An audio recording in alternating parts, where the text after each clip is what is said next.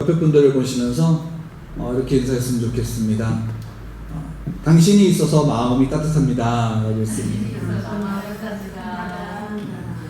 따뜻하다 그러니까 더워지시나요? 그럼 이렇게 인사할까요? 당신으로 인해 시원합니다 라고. 하나님이 우리를 볼 때, 하나님 우리를 보실 때 하나님의 마음은 시원해 하십니다.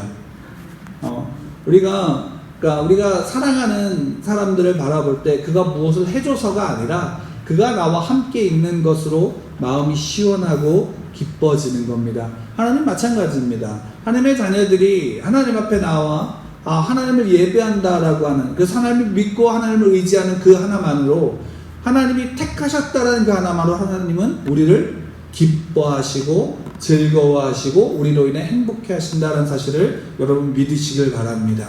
우리가 무엇을 해서가 아니라 그냥 하나님이 사랑하신 겁니다. 사랑하셔서 바라보는 겁니다.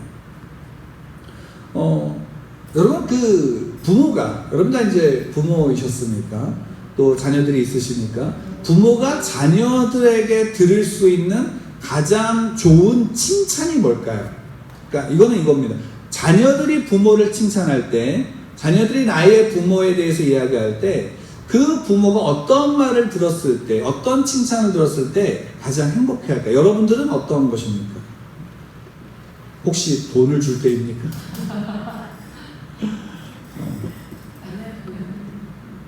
눈에 보이기만 하면 즐겁습니까? 저는 개인적으로는 이런 말이 저를 되게 기쁘게 하는 것인데, 그것은 뭐냐면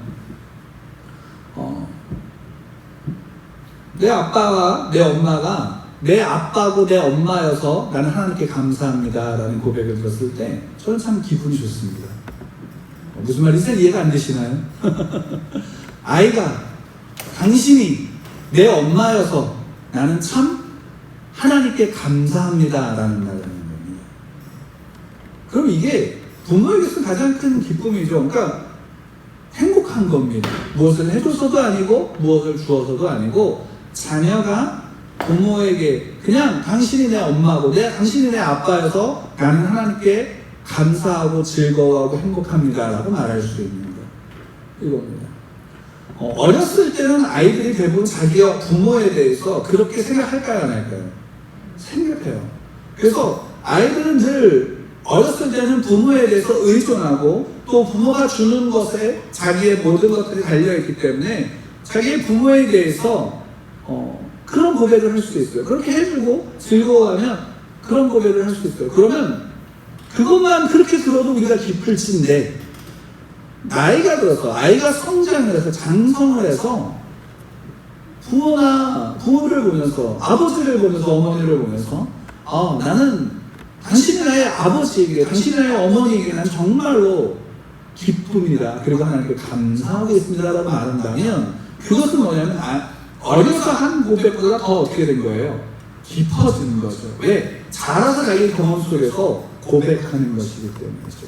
이런 고백을 들을 수 있으면 그것은 참 행복한 겁니다. 근데 이런 고백을 듣기가 참 쉽지는 않을 거예요. 그죠? 저도 아마 제가 죽기 전에 그런 얘기를 들을 수 있으면 저는 행복하게 눈을 감을 수 있을 것 같습니다. 아직 하나님이 많이 있지만, 하나님께 허락하시는 때가 언제인지 알지 못하지만, 하나님께서 그렇게 하시면 전 참 기쁠 것 같아요. 행복할 것 같아요.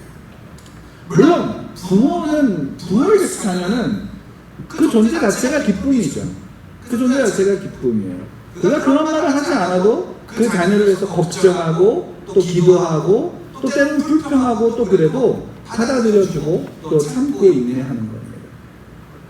이게 우리를 바라보시는 하나님의 마음도 똑같다라는 것입니다.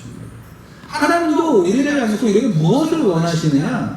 하나님이 우리에게 원하시는 것은 아무것도 없습니다. 우리가 하나님을 믿는다라고 했을 때 우리가 하나님 앞에 어떤 거창한 믿음을 가지고 하나님 앞에 나가는 것이, 그래서 뭔가 큰 것을 가지고 나가야지 하나님이 기뻐하실 것이다 라는 생각은 오산입니다. 하나님이 우리에게 원하시는 믿음이요, 단 한 가지입니다. 그것은 뭐냐면, 나는 하나님이 나의 하나님, 나의 아버지인 것이 너무나도 행복합니다. 생각합니다. 그리고 나의 하나님이신 것에, 나를 택하여 주신 것에 감사하는 마음을 가지고 나아가는 것이 하나님이 우리에게 원하시는 믿음인 거예요. 하나님 나에게 눈에 보이지 않는다고 해서 믿지 않는 게 아니라 하나님 나의 눈에 보이지 않아도 그 하나님이 나를 사랑하시는 것을 믿음으로 고백하고 그 믿음 앞에 하나님을 즐거워하는 것, 그 믿음 앞에 하나님을 기뻐하는 것, 그 믿음 앞에 하나님으로 행복해하는 것, 그것이 하나님께서 우리에게 원하시는 믿음의 모습인 것입니다. 근데 우리는 어떨까요? 우리는 그 모습 속에 무엇을 원하냐면 그 믿음이 거창하게 보여지기를 원하죠. 그렇지 않나요? 참 믿음이 좋아요 라고 말할 때, 그 사람의 믿음이 좋다라고 말할 때 우리는 무엇을 보고 그 사람의 믿음이 좋다 작다를 판단합니다. 사람의 눈에는 어쩔 수 없는 거지만 그가 행하고 있는 일들, 그가 하나님께 얼마큼 많이 들었느냐, 아니면 그가 얼마큼 하나님을 복을 받았느냐, 아니면 그가 얼마큼 하나님 앞에 나와 자기의 시간 봉사를 하느냐, 이런 것들로 인해서 그의 믿음이 좋고 나쁨을 우리는 사람은 판단할 수밖에 없어요. 우리의 한계죠. 그런데 하나님은 그것으로 판단하지 않는다라는 것이에요. 하나님의 믿음의 조건은 이거예요. 단 하나예요. 하나님이 나를 사랑하시고 내가 그 하나님이 없으면 살아갈 수 없다라는 그 사실을 믿는 거예요. 그래서 우리는 하나님만을 의지합니다. 오늘 말씀을 보면 한 사람이 예수님을 찾아와요. 이 한 사람이 예수님을 찾아오는데 그가 예수님 앞에 와서 이야기하는 것을 들어보면 이 사람은 어떤 사람일까라고 우리가 좀 한번 생각해 볼 수 있어요. 근데 이 사람은 적어도 예수님을 찾아와서 예수님에게 뭐라고 이야기하냐면 선한 선생님이요 라고 말하고 있어요. 그러니까 이 사람은 예수님에 대해서 지금 악의를 가지고 찾아온 걸까요? 아니면 선한 마음을 가지고 찾아온 걸까요?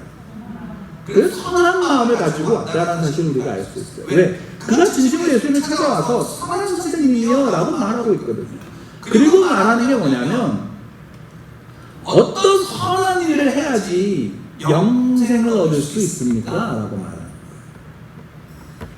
마태복음에서 오늘 여기 우리 본문에서 이 사람이 어떤 사람이 정확하게 이야기하지는 않아요. 다만 어떤 사람이라고 표현하고 그 다음에 부자라고 나오고 그 다음에 청년이라고 나오니까 보통 그래서 부자 청년이라고 이야기하고, 또 이제 마가복음이나 또는 누가복음에선 이 사람에 대해서 이제 어떻게 이야기하면, 특히나 누가복음은 관리라고 이야기를 해요. 관리.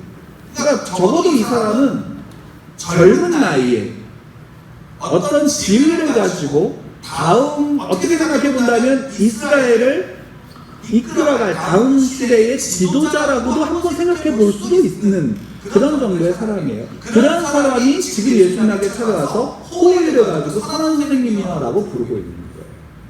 그러면 이런 사람을 어떻게 받아들여야 될까요? 좋게 받아들여야 될까요? 아니면 냉담하게 받아들여야 될까요? 좋게 받아들여야 될까요? 그죠? 이거죠. 여러분 아까 바람이 들어오려고 문이 살짝이 다 저쪽으로 부셨어요. 근데 그때 말끔하게 생긴 누군가 딱 들어왔어요. 그러면서 딱 와서 예배를 드려요. 그러면 다 어떻게 그 사람을 볼까요? 안 볼까요? 보죠. 이야, 새로운 말끔한 사람이 와서 예배 드리네? 그럼 어때요? 기쁨으로 우리가 받아들일 수 있죠. 그를 보지도 않고 소개도 안 하고 냉담하게 이렇게 보면 이 예의에 어떻게 해요? 어긋나는 예의라고 우리가 생각할 수 있죠. 근데 이런 사람이 예수님에게 온 거예요. 맨날 예수님 옆에 있었던 제자들은 어떤 사람들이에요? 세리예요, 어부예요, 어떻게 본다면 이제 반란을 꿈꾸는 사람들이에요. 이런 사람들이에요. 그러니까 보잘것 없는 사람들이 예수님의 제자들 중에 있는. 그런 사람들과 비교해 본다면 이 사람이 온 것은 참 환대할 만한 그런 일, 환영할 만한 그런 일인 거죠. 근데 이 사람이 와서 예수 선한 선생님 어떤 선한 일을 해야지 내가 영생을 얻습니까? 라고 할 때 예수님은 이 사람에게 뭐라고 말씀하시냐면, 물론 이게 예수님이 꼭 그 사람을 비난하고 냉대하는 것으로서는 아니에요. 그가 가지고 있던 잘못을 먼저 지적해요. 야, 왜 나한테 선하다고 하냐? 왜 내게 와서 선한 일을 묻느냐? 선한 일은 오직 한 분밖에 없다. 누굴까요? 하나님 한 분만이 오직 선한 분이지 다른 어떤 것들도 선한 것은 없다라고 얘기해요. 그러면서 어떻게 해야지 영생을 얻겠습니까? 라는 물음에 대한 답을 주세요. 뭐라고 얘기하면 계명을 지켜라. 계명을 지켜라. 좀 김이 빠지지 않아요? 왜? 당시에 예수님은 많은 어떻게 보면 지도자들로부터 표적이 되어지고 그 사람에 대해서 저 사람을 좀 어떻게 하면 죽일 수 있을까라고 하는 그런 마음을 품고 있었던 시대인데, 그런 상황인데 유능한 사람이 와서 예수님한테 선한 선생님 어떻게 해야지 영생을 받을 수 있습니까? 라고 묻는다면 좀 더 자세하게 정말 친절하게 설명해 주면 되는데 그냥 한마디 던지는 거죠. 계명을 지켜. 이스라엘 사람은 율법을 지켜야 된다는 사실을 모를까요?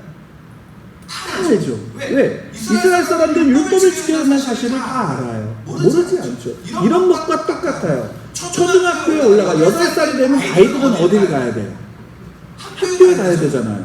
그래서 7살짜리 아이가 와서 물어요. 할머니한테 물어요. 할머니, 나 어떻게 하면 훌륭한 사람이 돼요? 라고 물어요. 그러니까 할머니가 딱 한마디 해요. 학교 잘 다녀.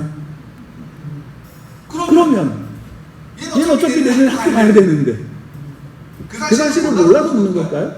학교에 대한 사실을 알죠. 그러나 더 자세하게 친구를 어떻게 하면 더 훌륭한 사람이 되기를 원하는, 그래서 자세하게 설명해 주기를 원하고 알려주기를 원하는데 예수님은 딱 한마디 하시죠. 계명을 지켜. 이 사람이 물어요. 그래요? 그럼 어떤 계명입니까? 혹시 자기가 모르는 계명이 있을 줄 알고, 내가 혹시 모르는 게 있나? 예수님 하나만 독특한 게 있나? 특별한 게 있나? 라는 마음으로 아마 물었을 거예요. 그럼 어떤 계명을 지켜야 됩니까? 어떻게 지켜야 됩니까? 라고 묻는 거예요. 예수님이 말씀을 하시는 거예요. 그게 오늘 18절 이하의 말씀이에요.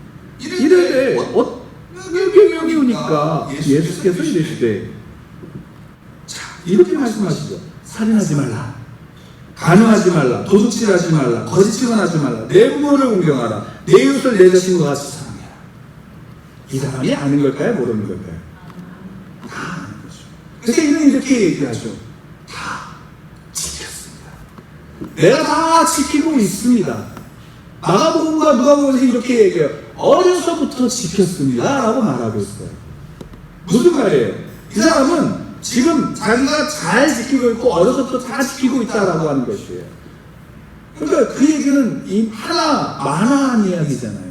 이미 다 지키고 있는데 어떤 특별한 것을 원했는데 예수님이 하신 말씀은 전혀 자기가 다 알고 있는 말씀이시죠. 그렇죠? 그럼 여기서 우리가 한번 좀 볼 필요가 있어요. 한번 좀 생각해 볼 게 이거예요. 무엇이냐면, 여러분 예수님을 믿으면, 하나님을 믿으면 우리가 예배를 드려야 된다는 사실을 알아야 몰라요? 알죠. 예배, 그래서 드려요, 안 드려요? 드려죠. 여러분 예배를 드려야 된다는 사실, 하나님을 믿으면 예배를 드려야 된다는 사실을 다 알아요. 교회에 나와서 공동체가 함께 모여 하나님을 예배해야 된다는 사실을 알지만, 하나님을 믿는다고 하면서 또 어떻게 본다면 교회 목사들이 잘못했기 때문에 그 사실을 알지만 예배를 드리지 못하는 사람들이 있을까요? 없을까요? 그리고 교회에 대해서 하나님을 믿으면 이렇게 표현할게요. 착하게 살아야 돼요? 안 살아야 돼요? 착하게 살아야 돼요. 도둑질하면 안 되죠. 살인하면 안 되죠. 간음하면 안 되고요. 거짓말하면 안 돼요. 다 알죠. 그거 다 지키시나요? 아마 여기는 이렇게 되게 직접적으로 그러면 대부분의 분들은 제가 잘 이럴지 모르지만 속으로는 자기가 선하다고 생각하세요, 안 하세요? 그래서 나름대로 다른 사람보다는 착하게 살고 있어 라고 우리는 말할 수 있어요. 근데 예수님이 와서 말씀하시는 거예요. 영생 받기를 원해? 구원 받기를 원해? 그 예배를 잘 드려. 착하게 살아. 그럼 우리가 그걸 듣고 정말 진리입니다 라고 말할까? 뭐야? 이럴까요? 저게 이게 뭐야? 이럴 거라고 생각해요. 실제로 그렇거든요. 설교를 하다 보면 저도 개인적으로 그랬어요. 어떤 목사님이, 훌륭한 목사님이 와서 설교를 하면 그 설교를 들으면서 기대를 해요. 저분은 정말 설교 잘하는 분이야, 목회를 잘하는 분이야. 그러면 어떤 특별한 걸 이야기할까 기대하는데, 그분이 와서 예수 잘 믿으세요 이런 얘기를 하면 그게 뭐야? 나도 안 믿어. 이런 얘기를 제 자신도 해요. 제 자신도 한단 말이에요. 그리고 이야기하죠. 나도 다 알고 있는 거 왜 얘기하냐 이라고 따지는 마음으로 때로는 불평도 하고요. 때로는 원망도 해요. 야 저러려고 저렇게 다 아는 거 뭘 이런 얘기를 이런 마음이 우리는 얼마든지 품을 수 있고요. 아마도 이 청년도 마찬가지일 거예요. 그런 마음을 품었을지 몰라요. 다 아는 얘기 다 지키고 있는데 근데 그럼에도 불구하고 예수님은 그것을 얘기해요. 근데 여기서 예수님이 한 발자국 더 나가는 건 이거죠. 그래? 너가 온전하고자 할진대 네 재산을 다 팔아서 가난한 자들에게 주고 나를 따르라 라고 말씀하십니다.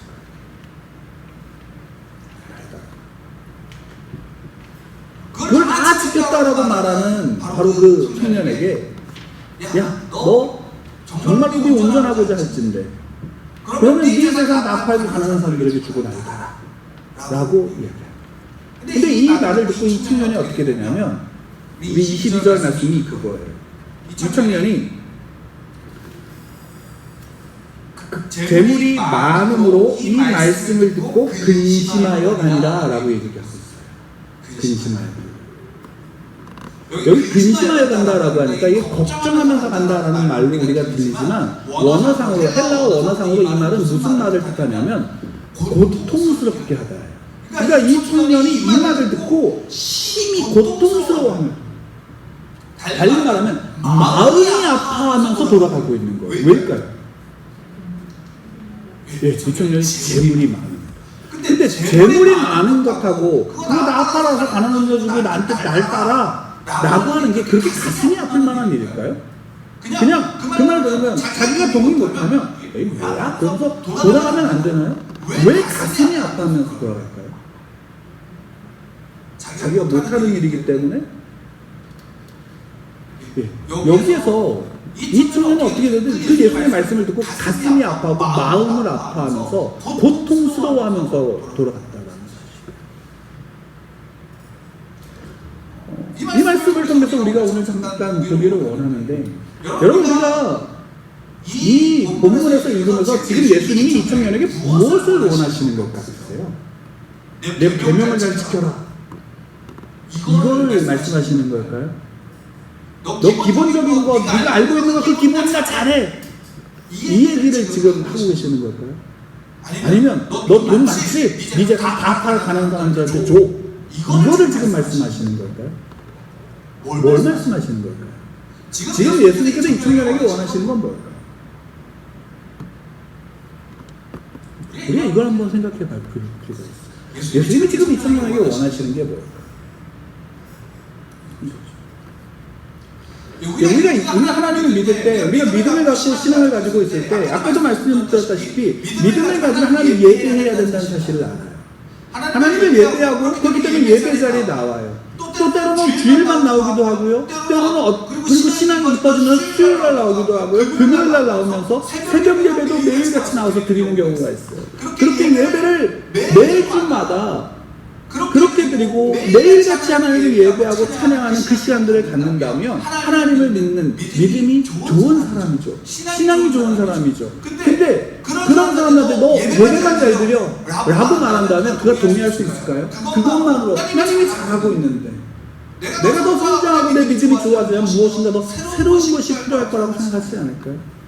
예, 우리도 마찬가지예요. 내 믿음이 자라야 뭔가 특별한 것이 필요할 것이라고 생각하지만 실제로 우리의 믿음 가운데 필요한 것이 있다면 단 하나예요. 무엇인지 아세요? 그것은 내가 하나님을 믿는다고 말하면 그 믿음 가운데서 하나님을 예배라도 제대로 드리면 우리가 정말로 쉽게 생각하는 예배라도 온전하게 드릴 수 있다면 그 신앙생활은 그 믿음은 정말로 온전한 믿음으로 하나님 앞에 설 수 있을 거예요. 근데 우리는 뭐도 못하는 거예요. 그런 예배 하나 제대로 드리는 것조차도 못하는 거예요. 왜? 우리의 마음에 있는 우리의 본성 자체가 죄로 가득한 죄로 인한 그 본성이 타락한 우리의 본성이 하나님을 예배하는 것조차도 온전히 예배할 수 없도록 우리를 막고 방해하는 것이. 그 가운데서 우리가 하나님을 믿는다라고 했을 때 예배만 잘 드리면 구원받을 수 있어? 예배만 잘 드려도 구원받을 수 있어요. 우리가 예배를 통해서 온전히 하나님 앞에 나가고 하나님의 친밀함을 누린다면 우리는 그 속에서 하나님의 영광을 맛볼 수 있고요, 구원을 맛볼 수 있고요, 생명을 맛볼 수 있어요. 근데 문제는 우리는 그런 예배를 드릴 능력이 없다는 거예요. 지금 예수님이 이 청년을 통해서 말씀하시는 게 이게요. 너 율법을 잘 지켜, 계명을 잘 지켜. 얘 다 지켰어요. 그리고 여기서 예수님이 한마디로 하시는 거죠. 그래, 너 온전하다고자 할지인데. 여기 온전하다는 의미는 어떤 의미냐면 이런 의미예요. 완벽하다라는 거예요. 소위 말하는 거예요. 하나님이 거룩하시니 하나님의 백성은 우리가 어떻게 해야 돼요? 거룩해야 돼요. 달리 얘기하면 여기의 완벽은 하나님의 완벽을 말하는 거예요.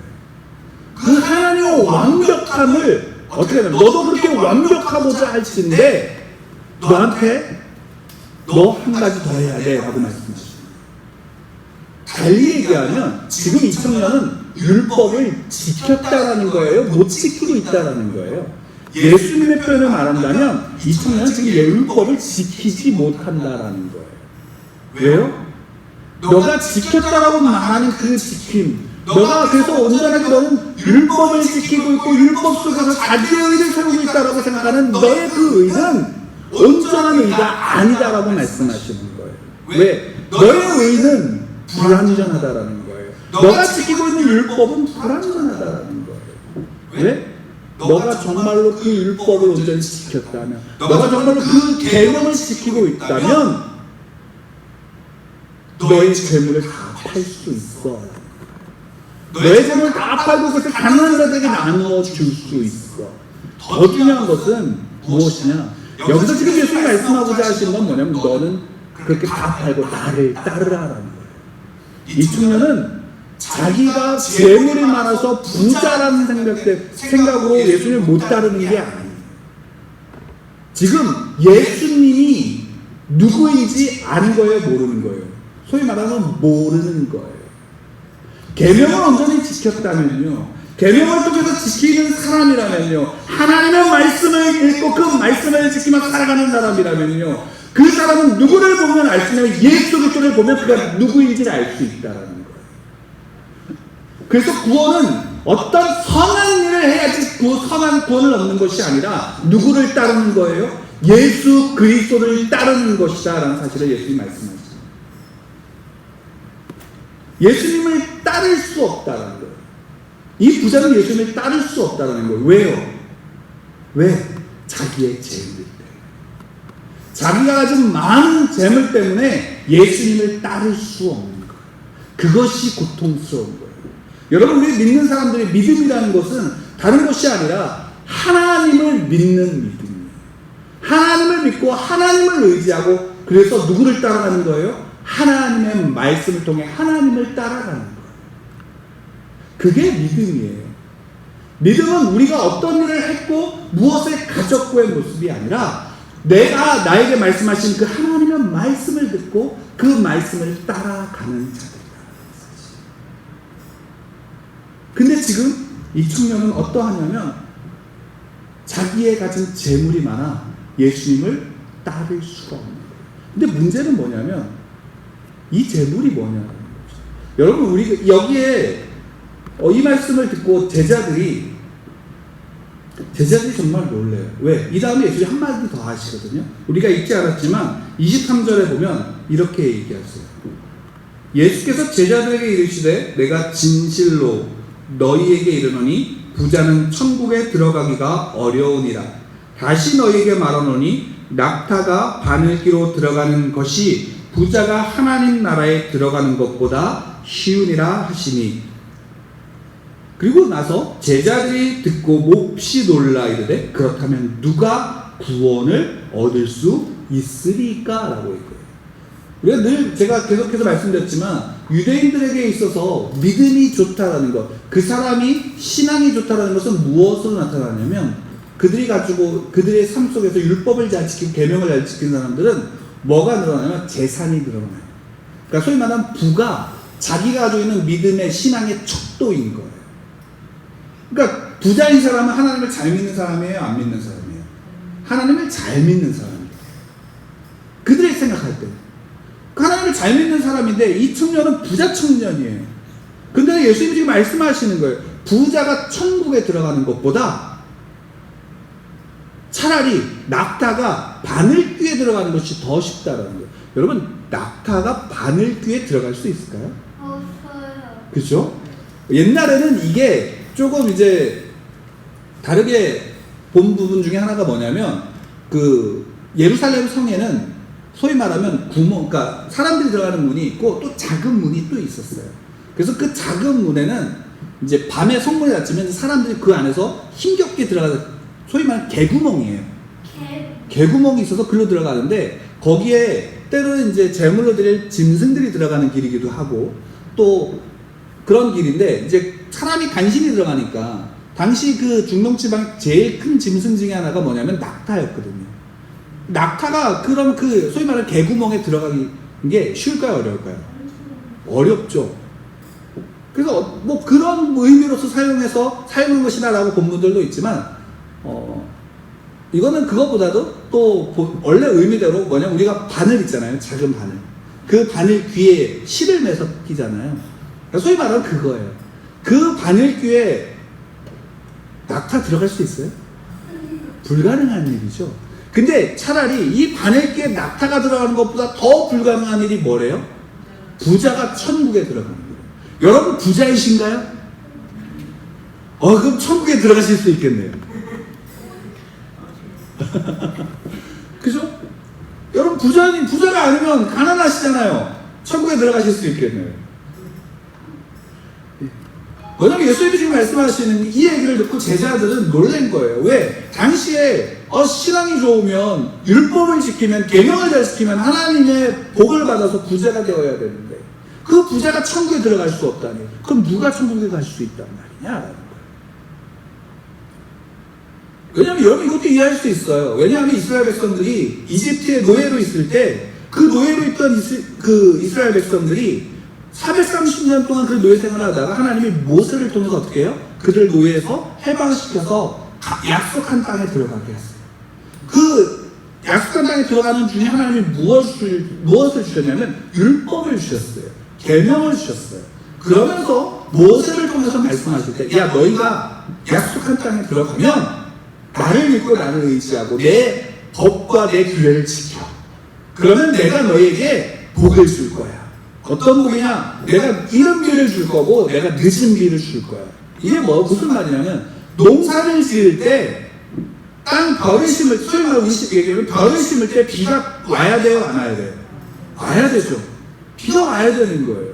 그리고 그 다음에 이 벼가 그렇게 심어서 자라다 보면 중간에 한 번 또 비가 와야 돼요? 안 와야 돼요? 와야 되죠. 그러니까 때마다 철마다 비가 내리고 해가 나고 해야지만 어떻게 돼요? 농사가 잘 질 수 있잖아요. 그런 의미예요. 그러니까 하나님이 너희들이 내 기도와 율법을 지키면 나를 믿고 나를 의지하면 너희들한테 내가 그렇게 복을 줄 거야. 그럼 당연히 재산이 늘어나야 안 늘어나요? 늘어나는 거죠. 그렇죠. 하나님의 말씀을 듣고 그 말씀을 따라 살면 하나님의 복을 줘 재산이 늘어날 수 있어요. 그런 믿음을 갖는 거 당연한 거잖아요. 그럴 수 있어요. 근데 지금 여기에서 예수님이 말씀하신 겁니다. 야, 근데 부자가 천국에 들어가는 게 어떻대요? 불가능하대요. 그러니까 어렵다는 말도 넘어서 불가능하다라는 거예요. 그러니까 제자들이 놀랄 수밖에 없지요. 왜?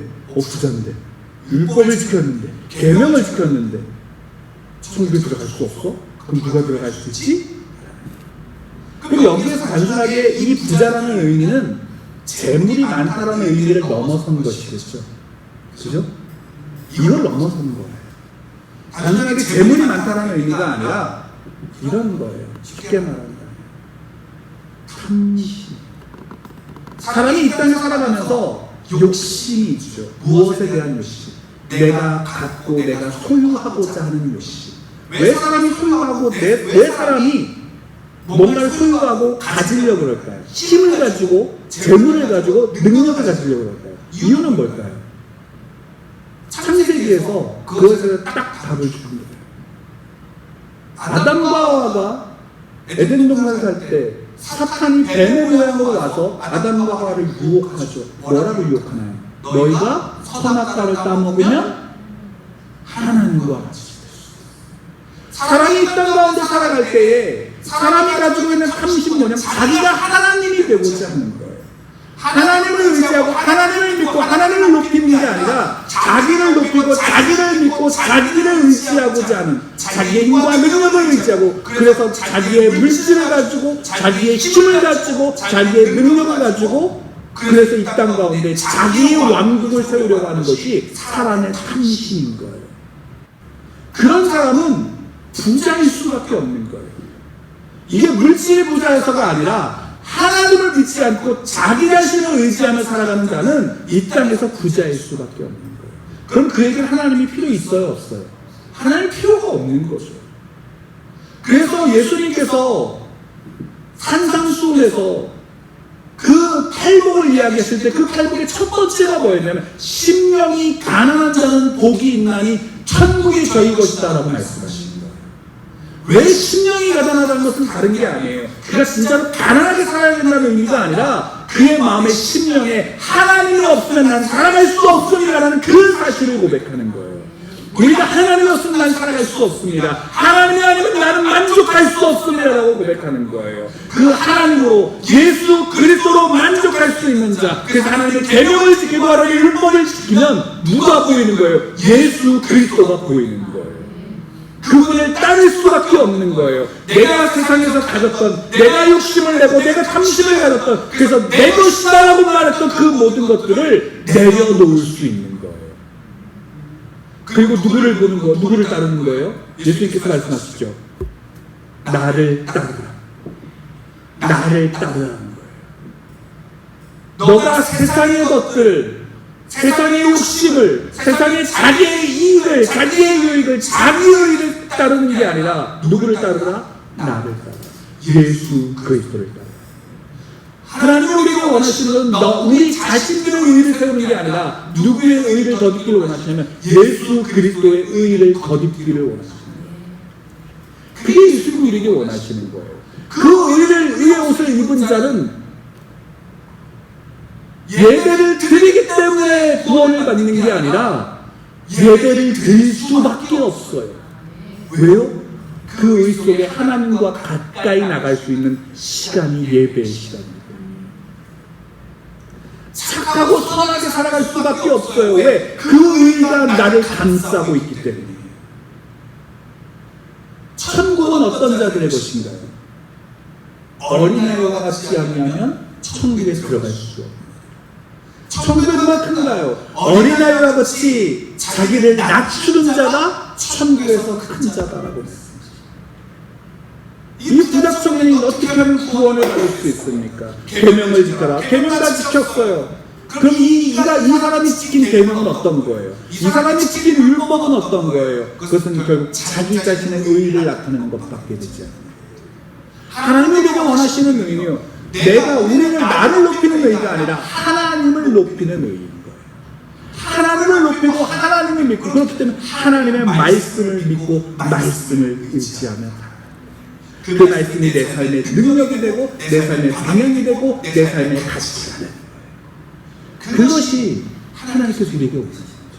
이 청년은, 부자청년은 부자였어요. 재물이 많았어요. 그래서 근심하여 갔대요. 왜? 그것을 살 수가 없는, 그것을 놓을 수가 없는 거죠. 세상의 의와 세상의 자기 의와 자기 성과와 자기 부를 놓을 수 없는 거예요. 그리고 누구를 따를 수 없는 거예요? 결국엔 예수를 따를 수 없는 거죠. 믿음이란 다른 게 아니라 바로 그거예요. 믿음이란 누구를 따르냐면 예수 그리스도를 따르는 거예요. 예수 그리스도를 따르고 예수 그리스도를 의지하고 예수 그리스도께서 가신 그 길을 따라가는 거예요. 그래서 예수님 말씀하시죠. 내가 곧 길이요 진리요 생명, 나로 말미암지 않고는 아버지께로 갈 자가 없느니라. 우리는 그 예수 그리스도를 따라, 우리가 예수 그리스도를 믿는 것, 그리고 예수를 통해서 그 의로 힘입어 우리는 예배할 수 있는 거죠. 그게 우리의 삶이에요. 믿음은 다른 게 아니에요. 믿음은 고통스러운 걸까요? 행복한 걸까요? 예, 믿음은 행복한 거예요. 근데 그 믿음 갖기까지, 믿음이 성장하면서 그 믿음까지 나가는 게 때로는 힘들 수 있어요. 왜요? 무엇을 포기해야 되니까요. 내가 갖고 싶은, 내가 원하는 것을 포기해야 돼요. 누구 앞에서? 하나님. 그리고 누구를 따르는 거예요? 예수 그리스도를 따라. 그래서 예수님이 말씀을 하시죠. 26절 말씀이에요. 26절 말씀 함께 읽을까요?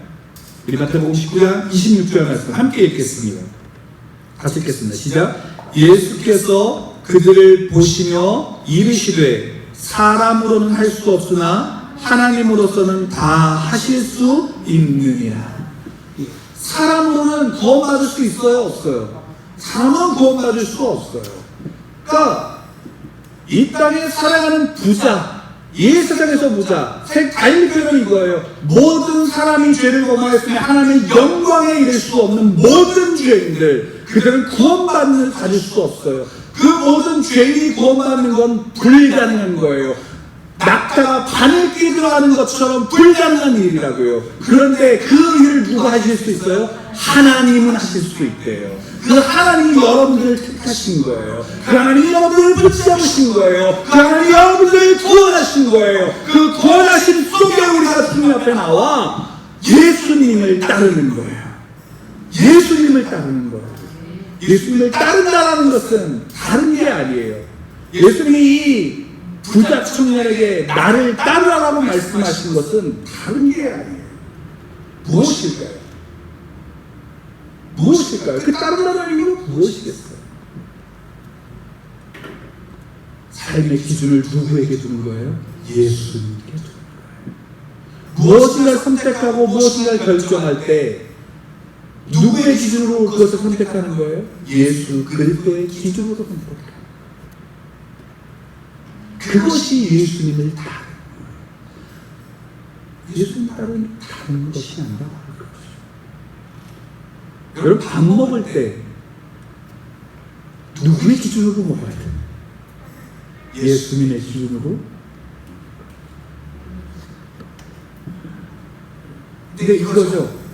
제가 밥 먹을 때라 그러니까 이거죠. 우리가 밥 먹을 때 사랑하는 사람에게는 마음껏 줄 수 있어요? 없어요? 줄 수 있죠. 나에게는 마음껏 줘요? 안 줘요? 마음껏 줄 수 있죠. 맛있는데 나는 사랑해요. 내가 나를 사랑해요? 안 사랑해요? 사랑하시잖아요. 안 사랑하시나요? 자기 자신을 좀 사랑하셔야 됩니다. 자기 자신을 아끼시죠. 세상에서는 자기 자신을 먹는 것, 자기 자신에게 먹고 즐기는 것 아끼지 않죠. 그래서 그렇게 먹어요. 근데 여러분 참 재밌는 게 있죠.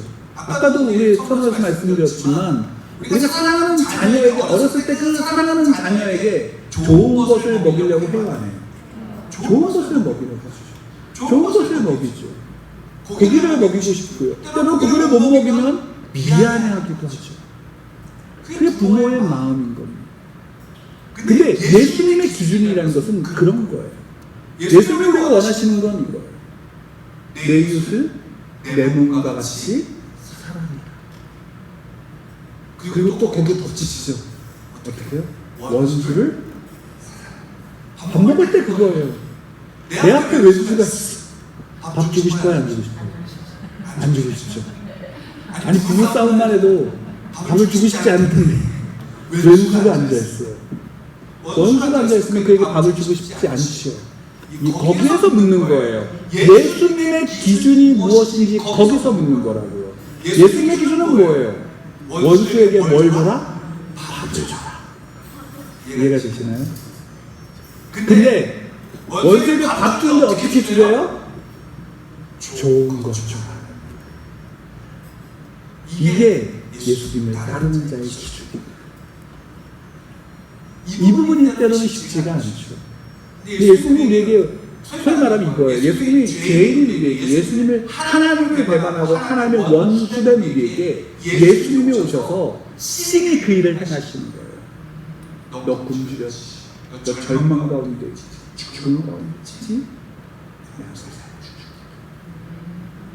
너 살려면 목숨이 필요하다. 목숨값이 있어야 되는데 내가 대신 너를 주고 내 피를 흘림으로 너를 씻어주고 그게 성도의 기준인 거예요. 그게 예수를 따라가는 자의 기준인 거예요. 여러분, 이것이 성도의 그리고 능력임을 믿으시기 바랍니다. 여러분, 우리가 세상에서 착하게 살아야 되나요? 예, 착하게 살아야 되죠. 그것은 우리가 윤리 도덕적으로 착해야 되기 때문이 아니라 예수님께서 따라가신, 예수님을 따라가는 그 길이 그 선함 가운데 있기 때문이에요. 내 선함이 아니라 하나님의 선함이 그 가운데 있기 때문에 우리는 그 가운데 들어가는 거예요. 여러분, 내가 착하고 내가 선하기 때문에 그 일을 행하는 게 아니에요. 하나님의 선함이 그곳에 있기 때문에, 그리고 예수님이 그곳으로 가셨기 때문에 우리도 그곳으로 가는 거예요. 원수에게 밥을 떠주는 자리로, 원수에게 밥을 주는 자리로 우리가 나가야 되는 거예요. 그것이 낮아짐이고요, 그것이 성공입니다. 그리고 천국은 이와 같은 자들의 것이다라는 거예요. 그리고 그 이와 같은 자들, 어린아이와 같이 전적으로 하나님을 의지하고 전적으로 예수 그리스도를 의지하며 전적으로 그분의 말씀 가운데 그분을 따라가는 자, 그것이 성도의 믿음이고 성도의 삶이고, 우리의 삶은 그 앞에 있고 그로 인해 예수 그리스도를 따라가는 거예요. 다른 걸 따라가는 게 아니라, 돈을 따라가는 게 아니라, 자기의 지식을 따라가는 게 아니라, 자기의 능력을 따라가는 게 아니라, 자기의 사람들을 따라가는 게 아니라 예수 그리스도를 따라가는 것. 그래서 예수님이 말씀하시죠. 네 재산을 다 팔아 가난한 자들에게 주, 그리고 나를 따르라. 여러분, 그 예수 그리스도를 따라가는 여러분들에게 간절히 축원합니다. 예수 그리스도를 따라가는 겁니다. 예수 그리스도를 따라가는 겁니다. 그리고 예수 그리스도를 따라가는 그 길 속에 우리는 무엇을 맛보냐면 천국을 맛보는 겁니다. 그것이 천국에 가서뿐만 아니라 지금 우리의 삶 속에 누가 함께 하십니까? 예수 그리스도가 내 편으로 나와 함께 하십니다. 우리는 그 속에서 천국을 맛보는 겁니다. 여러분, 이 시간 예수 그리스도를 따라가는 여러분들 되기를